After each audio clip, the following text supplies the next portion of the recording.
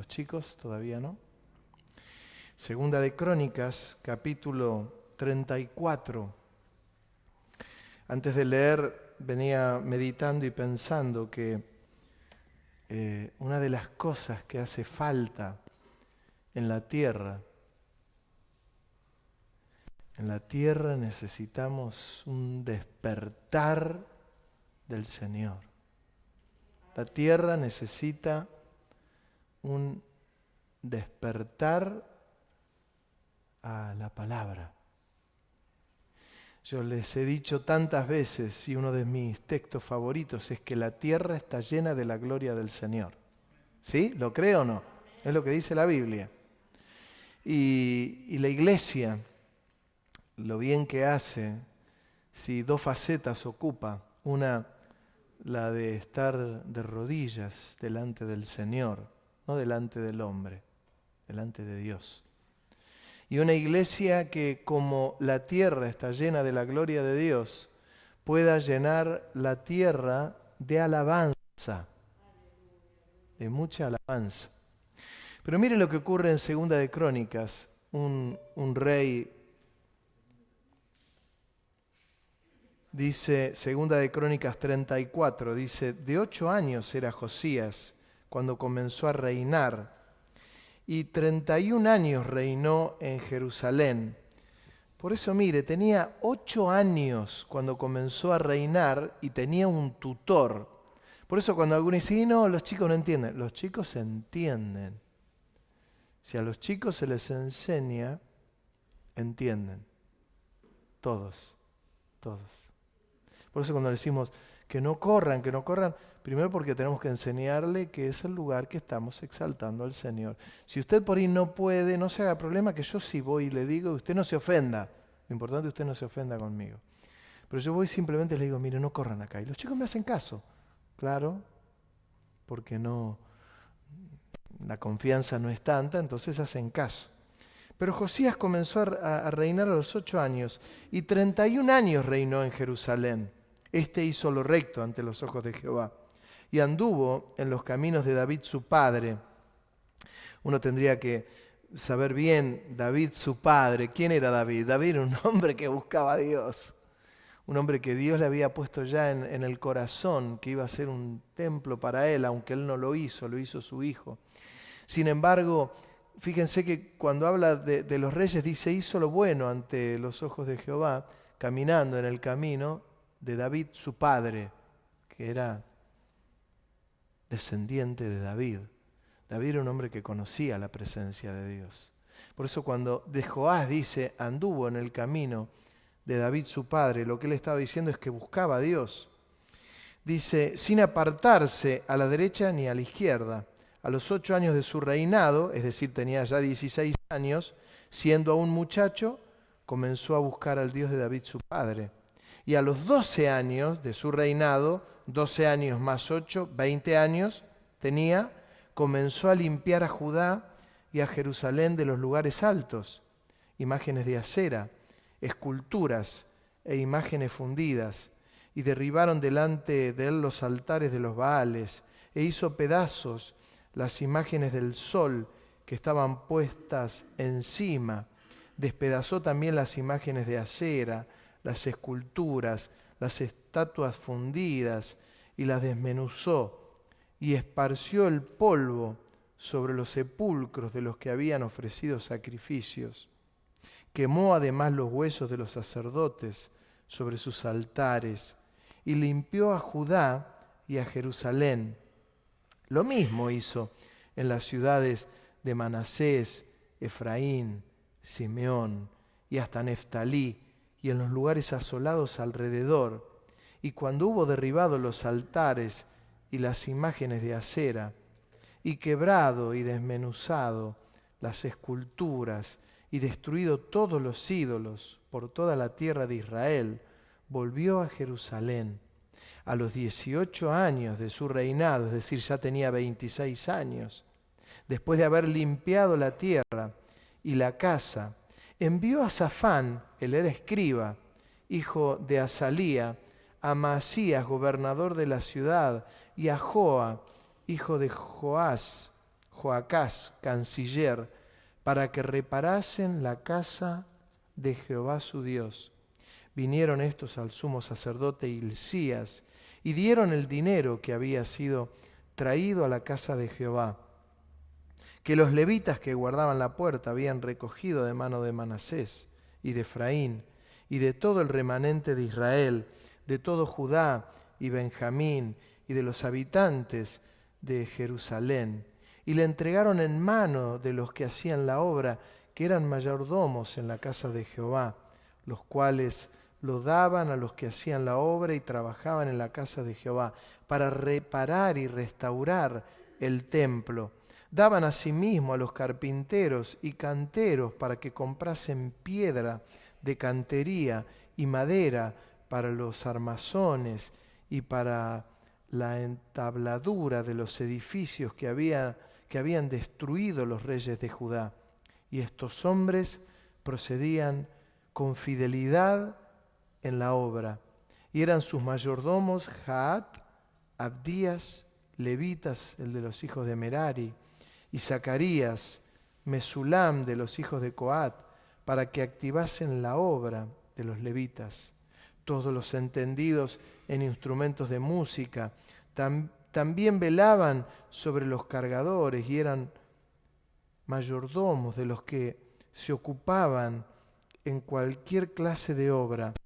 Y de los levitas había escribas, gobernadores y porteros. Y al sacar el dinero que había sido traído a la casa de Jehová, el sacerdote Hilcías halló el libro de la ley de Jehová, dada por medio de Moisés. Y dando cuentas, Hilcías dijo al escriba Safán: yo he hallado el libro de la ley en la casa de Jehová. Y dio Hilcías el libro a Safán, y Safán lo llevó al rey y le contó el asunto diciendo: tus siervos han cumplido todo lo que has encomendado. Han reunido el dinero que se halló en la casa de Jehová y lo han entregado en mano de los encargados y en mano de los que hacen la obra. Además de esto, declaró el escriba Safán al rey diciendo: el sacerdote Hilcías me dio un libro, y leyó Safán en él delante del rey. Luego que el rey oyó las palabras de la ley, rasgó sus vestidos y mandó a Hilcías y a Incam, hijo de Safán, y a Abdón, hijo de Micaías, y a Safán escriba, y a Asaías, siervo del rey, diciendo: andad, consultad a Jehová por mí y por el remanente de Israel y de Judá, acerca de las palabras del libro que se han hallado, porque grande es la ira de Jehová que ha caído sobre nosotros, por cuanto nuestros padres no guardaron la palabra de Jehová, para ser conforme a todo lo que está escrito en este libro. Entonces Hilcías y los del rey fueron a Hulda, profetisa, mujer de Salum, hijo de Tigba, hijo de Arás, guarda de las vestiduras, la cual moraba en Jerusalén en el segundo barrio. Y le dijeron las palabras antes de ella, y ella respondió: Jehová, Dios de Israel, ha dicho así: decida al varón que os ha enviado a mí, que así ha dicho Jehová: he aquí, yo traigo mal sobre este lugar. Todo porque se habían alejado de Dios, y sobre los moradores de él, todas las maldiciones que están escritas en el libro que leyeron delante del rey de Judá, por cuanto me han dejado y han ofrecido sacrificios a dioses ajenos, provocándome a ira con todas las palabras de sus manos. Por tanto, se derramará mi ira sobre este lugar y no se apagará. Mas el rey de Judá, que os ha enviado a consultar a Jehová, así le diréis: Jehová, el Dios de Israel, así ha dicho: por cuanto oíste, y ahí le dice la palabra al rey, las palabras del libro, y tu corazón se conmovió, y te humillaste delante del Dios al oír estas palabras sobre este lugar y sobre sus moradores, y te humillaste delante de mí, y rasgaste tus vestidos, y lloraste en mi presencia, yo también te he oído. dice Jehová.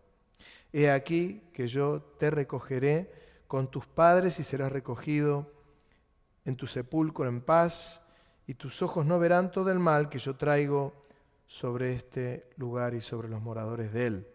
Y ellos refirieron al rey la respuesta. Entonces el rey envió y reunió todos los ancianos de Judá y de Jerusalén, y subió el rey a la casa de Jehová, con él todos los varones de Judá, y los moradores de Jerusalén, los sacerdotes, los levitas, todo el pueblo, desde el mayor hasta el más pequeño.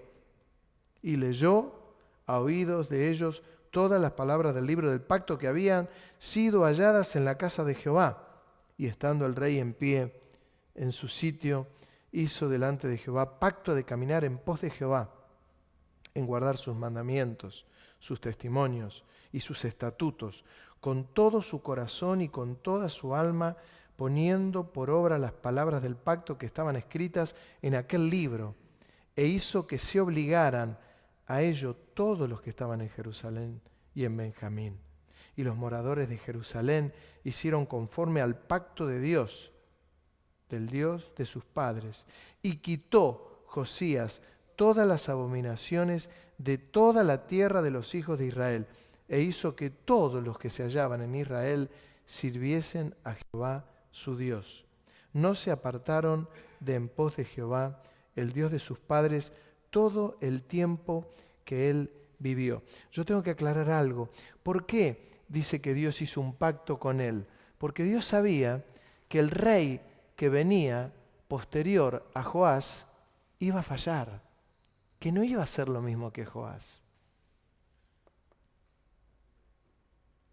Y así pasó sucesivamente. Pero Dios le promete y le dice: por cuanto te has afirmado en mi palabra y has acudido a mi palabra, tendrás paz en todo tu reinado. Pero Dios sabía que el rey posterior iba a fracasar. Pero lo que nos interesa y me interesa, y abro mi corazón a ustedes y ojalá lo pueda hacer bien, es que Joás fue un jovencito, un niño de 8 años, que tuvo un tutor, que ese tutor lo guió en el camino del Señor, lo llevó a la misma presencia de Dios, lo introdujo, le enseñó, y a los 16 años, siendo un joven, un adolescente, comenzó la revolución. ¿Por qué? Porque comenzó a limpiar los lugares altos. También lo relata el libro de Reyes, que no lo vamos a leer, pero léanlo en su casa, Segunda de Reyes capítulo 23, verso 8. Ahí da más detalles de los lugares altos que él quitó. Hermanos, los príncipes levantaban idolatrías, monumentos, hacían un caballo de una manera y decían: este es el Dios Sol. Y levantaban lugares altos, muchos lugares altos, y estaban ahí a la vista de todo el mundo como monumentos, como cuando uno ve en nuestra nación o en los distintos países, dice el monumento a un prócer. Bueno, fue un monumento, le levantaron, no hay idolatría allí, es un monumento a San Martín, un monumento. Pero estos eran ídolos y eran sacrificios que se hacían a los distintos dioses de las naciones paganas. Era muy grave lo que estaba pasando. Y Josías dijo: esto no está bien. Nosotros tendríamos que dedicarnos a Jehová. Era la poquita luz que él tenía. No tenía mucha luz, Josías. Era lo poquito que tenía. Y comienza a limpiar de los lugares de idolatría, los lugares altos. Donde uno tiene un lugar alto, lo tiene que bajar. Dios no comparte su gloria con nadie. Es Dios celoso. no comparte su gloria con ningún ídolo. Por eso cuando alguno me dice, no, yo tengo, mirá, esta imagen que era de mi tatarabuela y acá la tengo, y esta imagen, hermano, no te enojes, pero ni siquiera la tires entera para que ninguno la adopte como imagen. Tirala, rompela en 1000 pedazos y tirala a la basura. Dios no quiere que ninguna imagen lo tipifique a Él. Por eso nosotros creemos en un Cristo, tenemos la cruz vacía porque Cristo resucitó, no lo tenemos a Cristo en la cruz.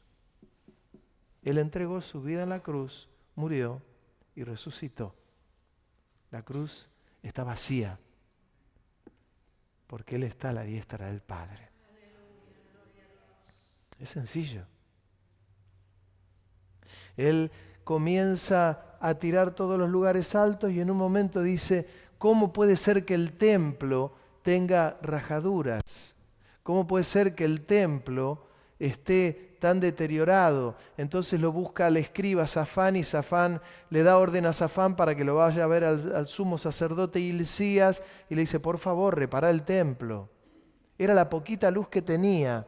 E Hilcías comienza a reparar el templo, pero miren lo que pasa mientras está reparando el templo y está reparando las paredes, habrá encontrado un lugar hueco y habrá dicho, ¿qué pasa acá? Que esta parte está hueca acá, y comenzó a limpiar y comenzó a pelar, y cuando comienza a pelar encuentra la ley que Dios le había dado a Moisés y saca de entre la pared del templo la ley. Y el sumo sacerdote comienza a leerla y él sabía que era la ley. Y lo lee y lo llama a Safán, que era el escriba, y le dice a Safán, mirá lo que he encontrado la ley en la pared. Un detalle, ¿por qué estaba escondida en la pared? Porque como otros reyes rompían todo y tenían otros dioses, entonces hubo alguien sumamente espiritual, sumamente profundo, que dijo, la voy a esconder en el templo porque esto lo van a destruir. Y lo escondió, confiando en la providencia de Dios, que nunca falla. La providencia de Dios nunca falla. ¿Amén? Y la escondió. Si no, alguien lo hubiese destruido. Y cuando Safán se lo lee a Josías y le dice, es la ley, y ahí lo que le estaba leyendo era que si el pueblo se apartaba de la palabra y de Dios, había maldición. Había maldición. Y cuando Josías escucha esto, dice que se conmueve su corazón. No lo pateó para adelante, él estaba haciendo todo perfecto, hermano, estaba haciendo todo bien, sacaba los ídolos de todos los lugares altos, los hacía puré, los pulverizaba y tiraba la ceniza de los ídolos. La tiraba en los sepulcros de aquellos que habían adorado a estas idolatrías, que habían hecho idolatría, y los tiraba encima de ellos, como diciendo, yo no tengo nada que ver, esto es de ustedes, esto no tiene nada que ver con el pueblo. Y el corazón, y acá comienza lo profundo, el corazón de Josías comienza a ser transformado. Dice, el corazón de Josías, que era el rey, se conmovió, se humilló delante de Dios, lloró en la presencia de Dios. Y Jehová le habla y le dice que él va a tener una vida en paz y que va a morir en paz. Pero no se conforma con esto. Él dice, llama al pueblo, llama a los levitas, llama a los sacerdotes, llama a todos y le dice, señores, tenemos que hacer un pacto para seguir a Jehová. Y el pueblo todo se conmovió. Ninguno dijo, esa estatua que está allá, Josías, no me la toques porque es mía. No, nadie dijo es mía. Se habían dado cuenta que estaban en idolatría. Se habían dado cuenta que estaban lejos. Y la tierra se avivó. La tierra fue conmovida. La tierra fue sacudida. La nación fue sacudida. ¿Por qué? Porque buscaron a Dios. No se los engañó. No se les dio algo extraño. No, se les dio lo que la palabra de Dios decía. Hermanos, a veces hay tantos tabúes, a veces hay tantos mitos, a veces hay tanta cosa extraña que uno la fue captando. No, cuando era chico me lo enseñaron así, no, cuando era chico en la iglesia me lo enseñaron de otra manera, de esta manera, entonces yo lo hago acorde a cómo me lo enseñaron. Pero es bíblico. Mirá, no es bíblico, pero así me lo enseñaron. No, si no es bíblico, yo no lo quiero. Porque se transforma en un pequeño ídolo. Miren, yo voy a mencionar varias cosas, podría mencionar. Uno dice, ¿y por qué los cristianos católicos se persignan? ¿Por qué los cristianos evangélicos no nos persignamos? En ningún lugar de las Escrituras dice que yo tengo que hacer la señal de la cruz. En ningún lugar. Yo la cruz la tengo que vivir, la tengo que experimentar, la tengo que tomar. No me la tengo que andar marcando.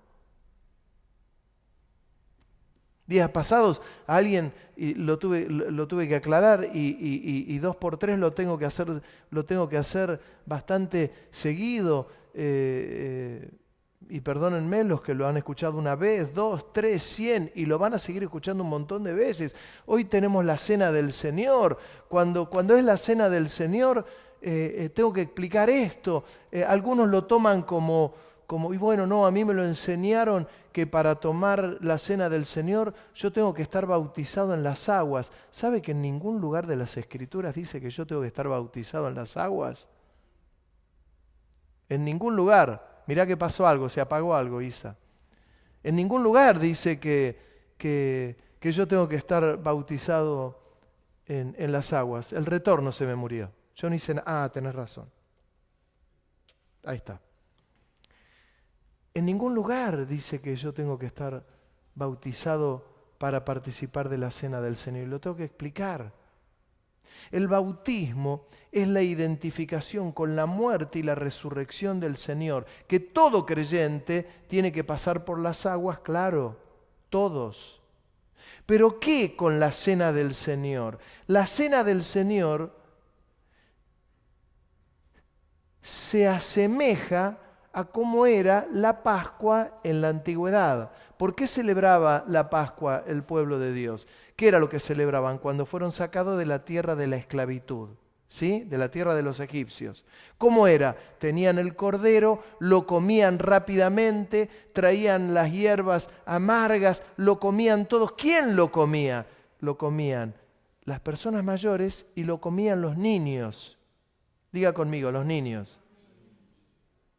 Era la Pascua.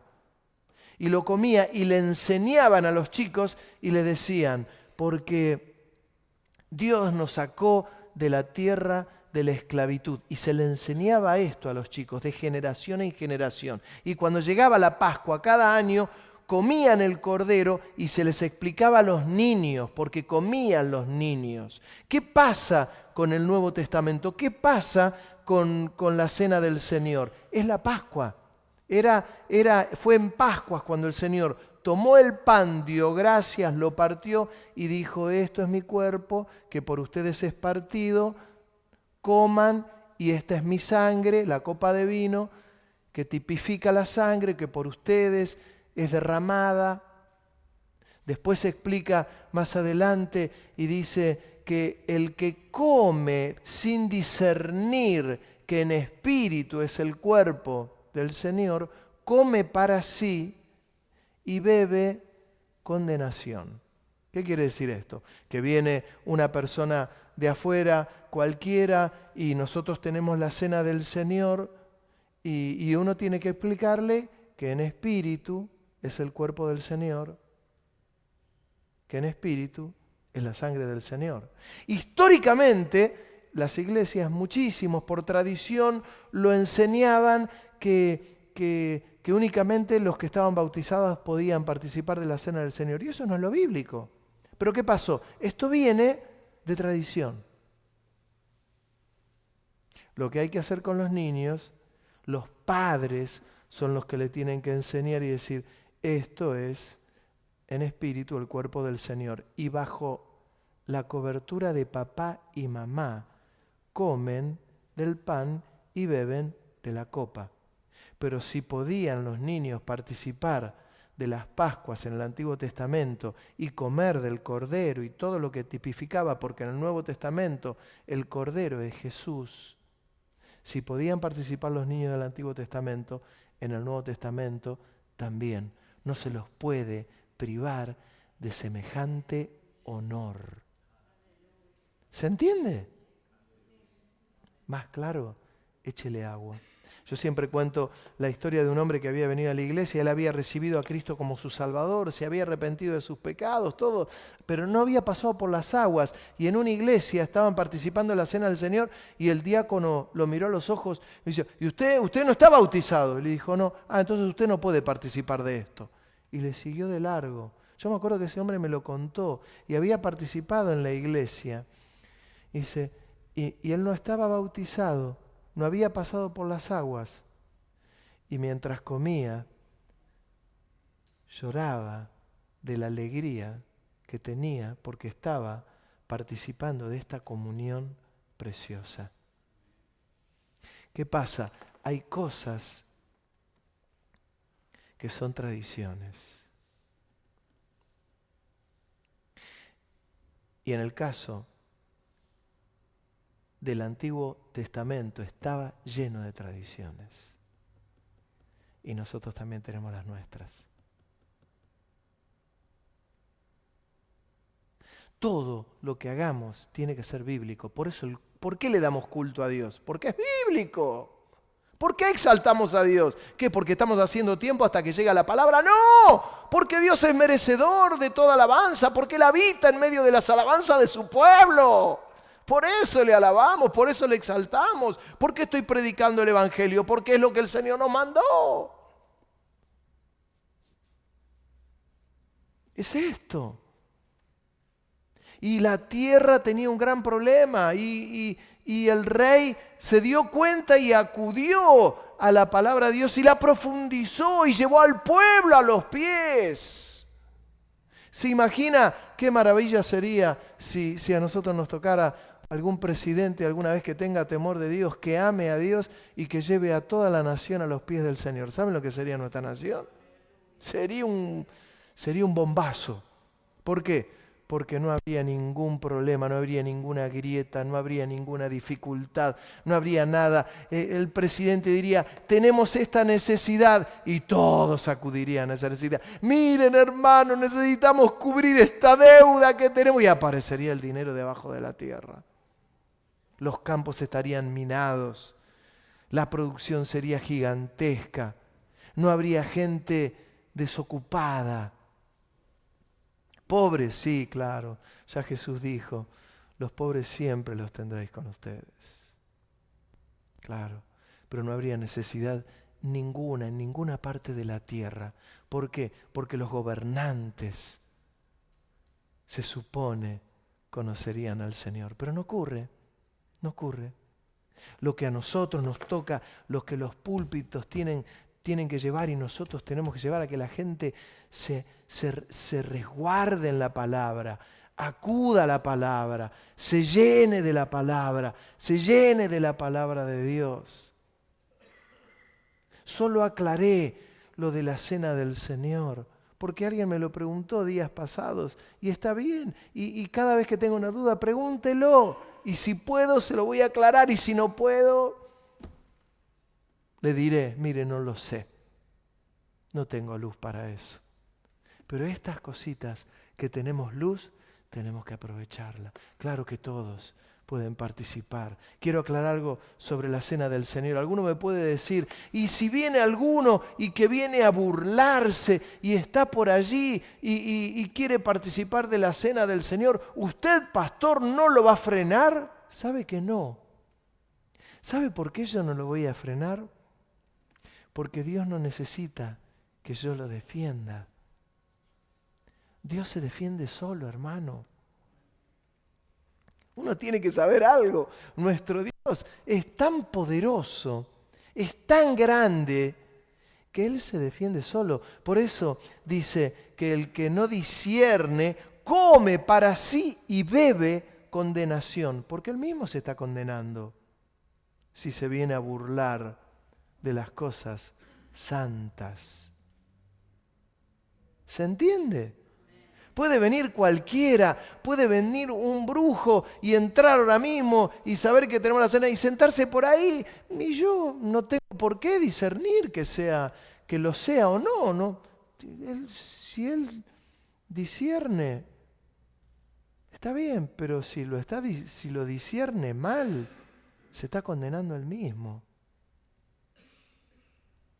¿Se entiende esto? Ojalá quede muy, muy claro, porque claro, a veces cuando viene gente por primera vez o viene de visita y ve que los niños participan de la cena del Señor, les choca. ¿Por qué les choca? Porque les enseñaron que el que no estaba bautizado no puede comer, no puede beber.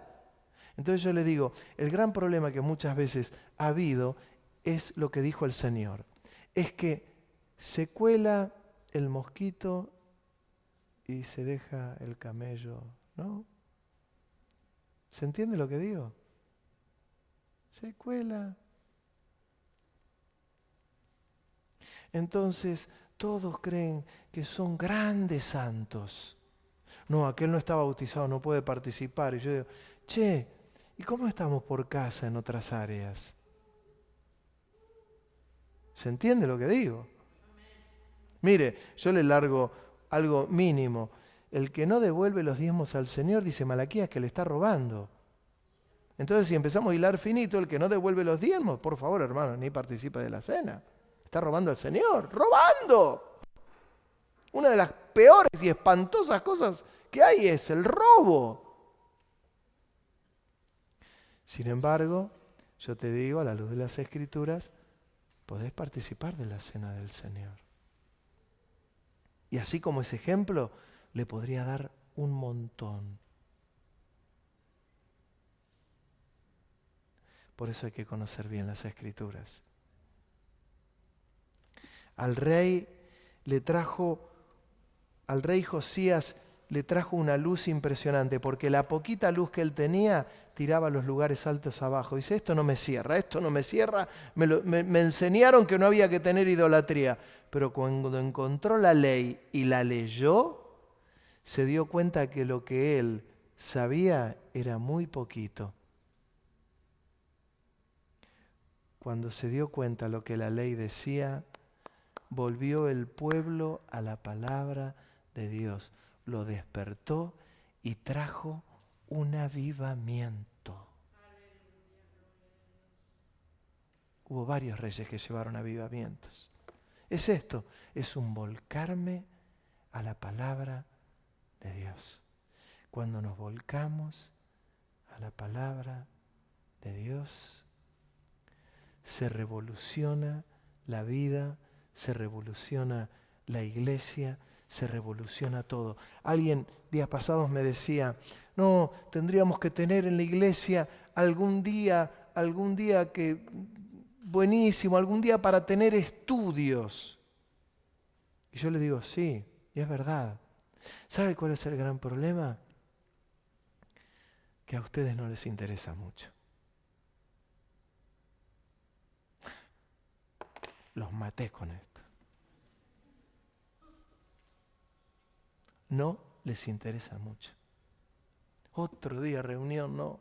No, pastor, si ponemos un viernes de estudio, el miércoles no voy al culto, ya me cuesta venir los domingos. Me ha pasado. Tuvimos el seminario después del seminario, discipulados. Un discipulado comenzamos con 30, con un furor. A la semana siguiente 25, a la semana siguiente 15, a la semana siguiente 8, a la semana siguiente 3, a la semana siguiente 2. Y los agarré a esos 2 y les dije, miren hermanos, no se enojen, hasta acá llegué. Y después las excusas. No, pastor, yo no puedo, imagínese que esto... Está bien, listo, no me meto en tu tiempo, está bien. Vos sabrás lo que tenés que hacer. Pero esto que les digo es real. Tenemos todas las excusas habidas y por haber. Pero cuando hay algo que lo amamos y nos gusta, a eso no renunciamos ni a palos. Si a usted le gusta el béisbol y hay un partido de béisbol de Estados Unidos, no se lo va a perder ni que sea el cumpleaños de la persona que más ame. Si hay un recital, no se lo va a perder porque es único ese recital. Si es un partido de fútbol, si es lo que sea. ¿Saben por qué? Porque las prioridades en las personas se van amoldando de acuerdo a la tranquilidad que tengo. Ninguno se enoje, pero es así. Es así.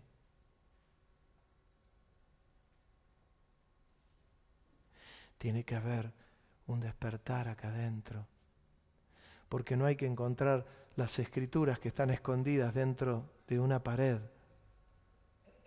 Ya lo que te estoy diciendo es una bocanada bastante profunda y que por ahí hasta alguien lo puede tomar mal, pero prefiero dar una bocanada de algo que alguien lo puede tomar mal, pero que el Señor me diga, está bien, porque Josías lo hizo, y no que el Señor dentro de unos años, ya en su presencia, me diga, hey, che, no estuviste entreteniendo a la iglesia. Yo no quiero entretener a la iglesia.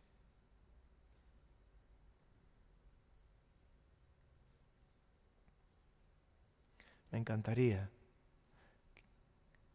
que ustedes, que somos pocos, una iglesia, no sé, de 50, 70, 80, con los niños, no sé.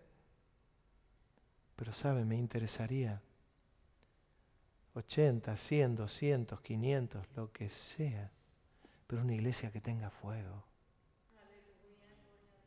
Que tenga fuego. Y la palabra de Dios logra eso.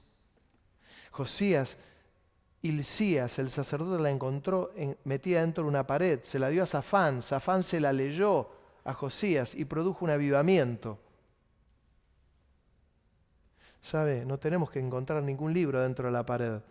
La Biblia usted la tiene en su casa, hoy la tiene en el celular, la tiene en una computadora. Solo la tiene que leer para que su vida sea avivada.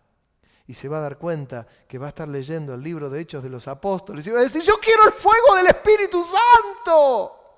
Yo quiero esa promesa, Señor, quiero esta promesa, quiero este fuego. Quiero esta unción, quiero esta llenura, quiero esta frescura, quiero estas ganas. Hermanos, a veces nos cuesta, estamos ensayando con los que cantan, con los músicos, nos cuesta poner un día extra, y otro día. Y yo les digo a los músicos y los cantores, yo siempre digo y prefiero esto, prefiero que vengan los miércoles y los domingos a los cultos, pues si no, si los jueves me junto a ensayar, entonces no puedo venir los miércoles o no vengo los domingos, no, 2 veces por semana, más no, vení a los 2 cultos entonces. No vengas a nada que tenga relación, porque a veces elegimos, y si vengo a un estudio en la iglesia y no voy al culto. Yo entiendo Yo entiendo que uno no puede tener actividad los 7 días de la semana. A mí no me gusta tener 7 días de la semana actividad. ¿Pero por qué? Porque yo entiendo que cada uno tiene su vida, tiene su trabajo, tiene su familia, tiene su actividad. Necesita un tiempo, está bien mirar una película, está bien salir a estar con su familia, está bien. Pero cuando hay cuestiones espirituales, si yo no puedo darle al Señor 1 hora en un día, es porque algo no anda bien, hermano. Algo no anda bien. Y se lo digo a usted y se lo digo a Montoto Flores y se lo digo a la iglesia en general. Hay algo que no anda bien. Que va a llevar que ese hilito que te está reteniendo un día se corte y ¡puf! Y quedaste como miles de personas que no se congregan en ningún lugar y que pasaron por las iglesias, que levantaban sus manos en las iglesias, que más de una vez le miraban por arriba y fulano no vino y se está enfriando. Hoy se enfriaron ellos. Por eso ni digas quién se enfrió porque mañana te puedes enfriar vos. Pero hay hermanos que están agarrados con un hilito que no es ni siquiera tanza, porque la tanza es dura. No, una tela de araña, hermano. Es una tela de araña. Y esto pasa. Está pasando con jóvenes, pasa con los adolescentes. Llega un momento y se van ¿no? A vivir la vida loca, a mirar, a vivirla de otra manera. No pueden disponer un tiempo para el Señor. El Señor, lo digo 1000 veces, no se mete con tu actividad física, no se mete si salís a correr, no se mete si te gustan las carreras, si te gusta el fútbol, si te gusta el básquet, no se mete con eso. Lo que el Señor te dice es, poneme a mí en el lugar que tengo que ir. Josías podría haber dicho, bueno, reunir a los suyos y decir, bueno, miren, busquemos al Señor acá con los íntimos, te alabamos, Señor, te exaltamos a ti, miramos los escritos. No, dijo, no, esto es para toda la nación. Y los involucró a todos. Tan grande fue el trabajo que hizo, tan espiritual, que uno sigue leyendo y dice que festejó la Pascua más impresionante, que no se había vivido eso desde los tiempos de Samuel. Impresionante. Hermanos, los miércoles nos juntamos a orar 6:30 de la tarde. Tendría que estar en el salón, nos juntamos a orar así. Repleto debería estar, a clamar por nuestra nación, por los hermanos, por los que están enfermos, para que el culto sea tremendo, para que la presencia de Dios pueda fluir, para que la gente se convierta. Pero eso es lo que produce un despertar en la tierra. Después, claro que los puedo entretener, claro, miles de cosas. Podemos hablar de miles de cosas, podemos predicar miles de cosas, pero cuando uno llega al hueso, esto es el hueso. Esto es el hueso.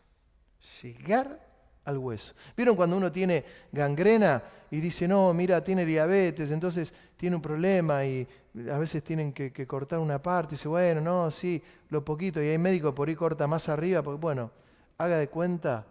Porque algunos, ojalá ninguno se ofenda, ninguno se enoje. Pero hace falta una revolución espiritual. Hace falta algo grande. Es lo único que va a tocar el corazón de los no creyentes. Pero lo primero que se tiene que ocurrir es que se tiene que avivar la vida, se tiene que ver tu vida, mi vida, la del otro, la de allá, la de allá, la de allá. Todos. Que no nos cuesta alabar al Señor, que no nos cuesta meternos en el culto, que no nos cuesta leer la palabra, que no nos cuesta estudiar, que no nos cuesta venir.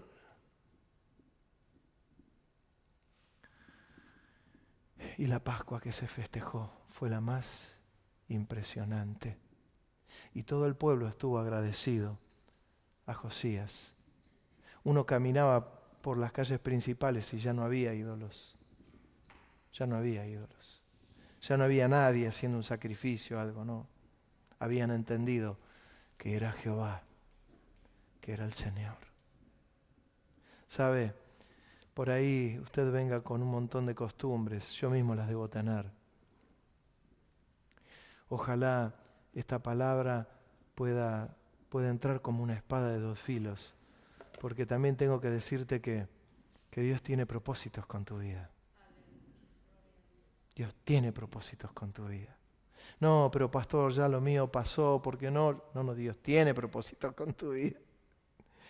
Dios tiene propósitos con tu vida. Pero poné en orden algunas cosas. Ponelo a Dios en primer lugar. Después lo demás. Había un periodista que decía, poné el camión en marcha, que los melones se acomodan solos. Y es verdad. Uno tiene un camión lleno de melones hasta arriba. Arrancaba el camión y a medida que arrancó los melones se acomodan solitos. Ponelo al Señor en el lugar que lo tenés que poner, ahí arriba. Y los melones se acomodan solos. No hay misterio. Es sencillo. Palo y a la bolsa. Ahora vamos a participar de la cena del Señor. Y esta es una comunión que Él me da. Y alguno me puede decir, pero pastor, hace tanto tiempo que yo no vengo, mirá, y no tengo esto, no tengo aquello. El Señor te está abriendo las puertas de su corazón. Cuando Él presentó el pan y el vino, abrió una puerta gigantesca para tener comunión con Él. Que hoy sea un día para que estés muy cerca de las Escrituras. ¿Amén? ¿Se animan a dar un aplauso?